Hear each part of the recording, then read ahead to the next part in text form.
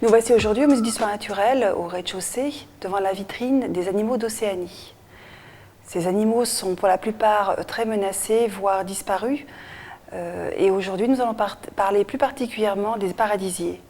Les paradisiers sont ces oiseaux qui sont juste derrière moi, avec de grandes plumes très colorées et qui sont vraiment très spécifiques du continent océanien. Ces animaux ont été très menacés depuis le XVIIIe siècle, depuis l'arrivée des Européens en Océanie. Il faut penser aux différentes expéditions portugaises, espagnoles et françaises dans ces îles. Et ces animaux qui n'avaient pas de prédateurs avant l'arrivée des Européens sont trouvés du jour au lendemain pourchassés par les cochons, les chiens, les chats, qui étaient amenés par les Européens dans leurs bateaux.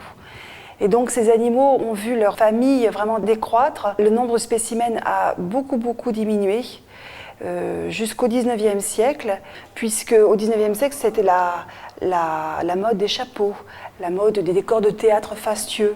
Et bon nombre de paradisiers ont été tout simplement tués pour leurs plumes magnifiques qui ornaient les chapeaux de ces dames. Et même jusqu'au XXe siècle, ces animaux étaient presque disparus. C'est pour cela que les hommes ont réagi heureusement et ont préservé plusieurs milieux. Même certaines îles ont été complètement condamnées aux hommes, au tourisme, pour que les animaux puissent se reproduire plus facilement et se redévelopper de nouveau. Il faut savoir que les paradisiers étaient plusieurs centaines avant l'arrivée des Européens au XVIIIe siècle et certaines espèces, certaines familles de paradisiers ont pratiquement disparu. Il ne restait plus que 20 spécimens. Donc là, nous avons cette chance d'avoir aussi quelques spécimens présentés dans la vitrine derrière moi. Vous remarquerez, les couleurs sont magnifiques, bleu, orange, violet, vraiment des couleurs spécifiques aussi. Et pourquoi ces plumes? Vous pourriez peut-être vous poser la question.